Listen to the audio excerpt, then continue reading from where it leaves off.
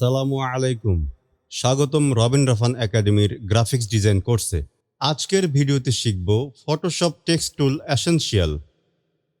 ফটোশপে text tool দিয়ে লেখালেখির কাজ করা হয়। লেখার বিভিন্ন অপশন এবং স্টাইল শিখতে পারবো এই ভিডিওর মাধ্যমে। টেক্সট টুল আনার জন্য টুলবক্স থেকে এই টি আইকনে চাপ দিলে আসবে, অথবা কিবোর্ড থেকে টি বাটন চাপলে টুলটি চালু হবে।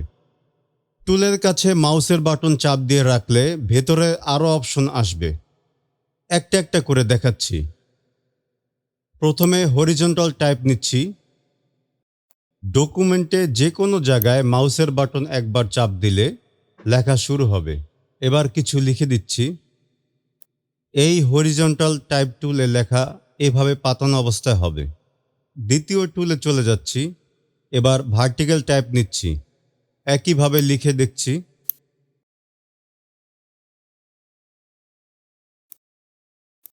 এই ভার্টিক্যাল টাইপ টুলে লেখা উপর থেকে নিচে হবে। চলে যাচ্ছি পরের টুলে। দেখা যাচ্ছে এখানে টুলের নাম ভার্টিক্যাল টাইপ মাস্ক টুল। এই টাইপ টুল দিয়ে ছবির যে কোনো অংশ মাস্ক করে নেওয়া যাবে। যে কোনো একটা ছবির মাঝে টুলটি সিলেক্ট করে কিছু টেক্সট লিখলাম। দেখা যাচ্ছে লেখার অংশটি সিলেকশন হয়েছে। এখন এই সিলেকশন যে কোনো স্থানে মুভ করা যাবে মার্কি টুল দিয়ে, এবং ছবির অংশটি কপি করা যাবে। কপি করতে লেয়ার মেনু থেকে নিউ, এখান থেকে লেয়ার ভায়া কপিতে চাপ দিলে মাস্কিং টেক্সটির অংশ কপি হবে।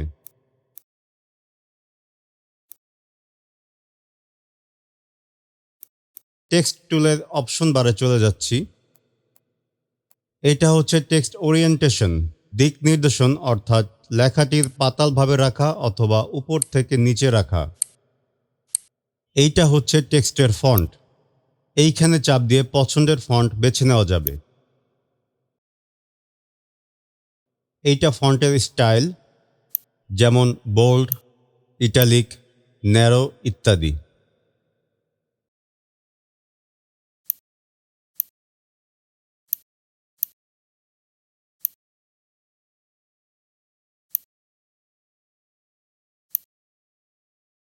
এইটা ফন্টের সাইজ নির্ধারণের জন্য, লেখার আকার কতটুকু হবে সেই অপশন।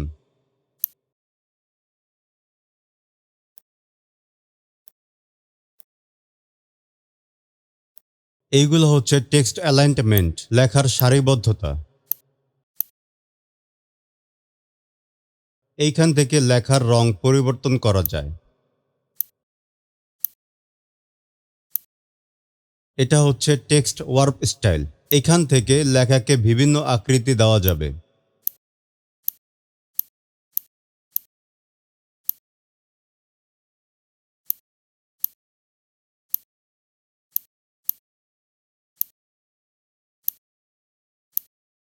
লেখার সবগুলো অপশন প্যানেল খুলতে এইখানে চাপতে হবে।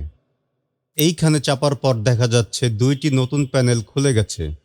একটি ক্যারেক্টার প্যানেল এবং আরেকটি প্যারাগ্রাফ প্যানেল। এই দুটি প্যানেলে লেখার সব ধরনের অপশন আছে। এখন নতুন টেক্সট লিখব, তবে এবার বেশি লেখা লিখব। টেক্সট টুল দিয়ে এবার মাউসের বাটন চাপ দিয়ে ড্র্যাগ করে একটি বক্স বানিয়ে নিলাম। এই বক্সটির যতটুকু সাইজ আছে লেখা ততটুকু জায়গায় দেখা যাবে। ক্যারেক্টার প্যানেলে চলে যাচ্ছি। এইখান থেকে ফন্ট পরিবর্তন হয়। এই পাশে ফন্টের স্টাইল, যেমন বোল্ড, ইটালিক, ন্যারো ইত্যাদি।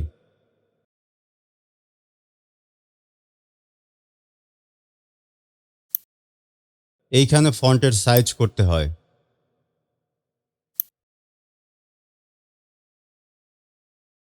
এটা হচ্ছে লেখা উপর থেকে নিচে অংশে লিডিং স্পেসিং। ভ্যালু কমিয়ে দেখছি এর কাজ।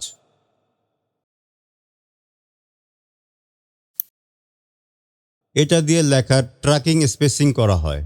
ভ্যালু পরিবর্তন করলে দেখা যাবে এর কাজ।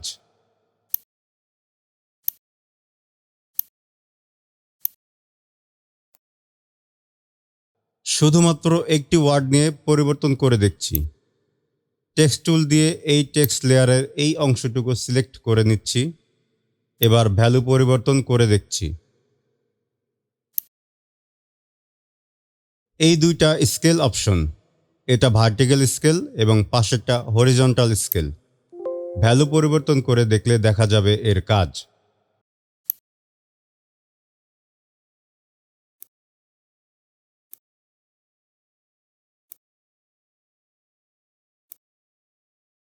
এইখান থেকে লেখার রং পরিবর্তন করা যায়।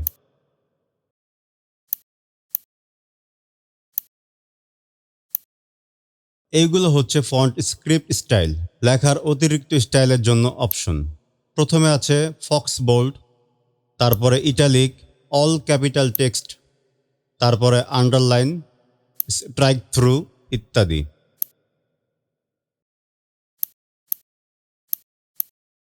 নিচে এই অপশনটি হচ্ছে অ্যান্টি অ্যালাইসিং মোড।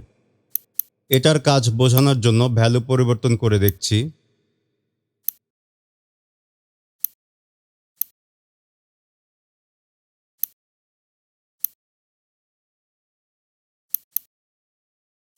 লেখা সারিবদ্ধভাবে সাজাতে প্যারাগ্রাফ প্যানেলে কাজ করতে হবে। এখানের সবগুলো অপশন পরিবর্তন করে দেখুন।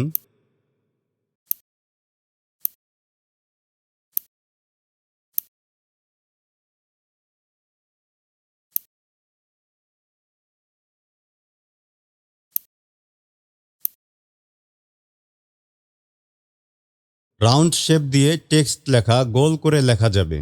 প্রথমে একটি গোল শেপ নিচ্ছি। এই টুলে গিয়ে মাউসের বাটন চাপ দিয়ে ধরে রাখলে এলিপস টুল আসবে। গোল করে একটা শেপ আঁকছি। এবার টেক্সট টুল দিয়ে এই শেপের দাগের সামনে আসলে যখন এমন একটা চিহ্ন আসবে তখন মাউসের বাটন চাপ দিলে লেখা যাবে।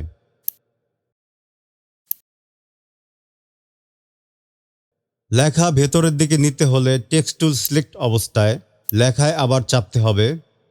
উপরের দিকে একটা চিহ্ন দেখা যাচ্ছে। এইখানে এসে কিবোর্ড থেকে কন্ট্রোল বাটন চাপ দিলে একটা নতুন আইকন আসবে। এই আইকন আসা অবস্থায় মাউসের বাটন উপর এবং নিচের দিকে নিলে লেখা ভেতরে চলে আসবে।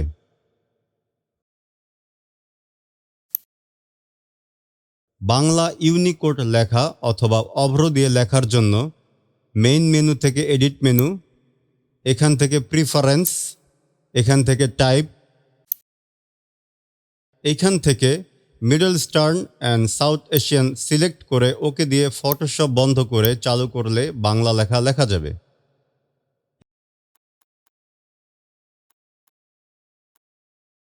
এই ছিল আজকের সম্পূর্ণ ক্লাস।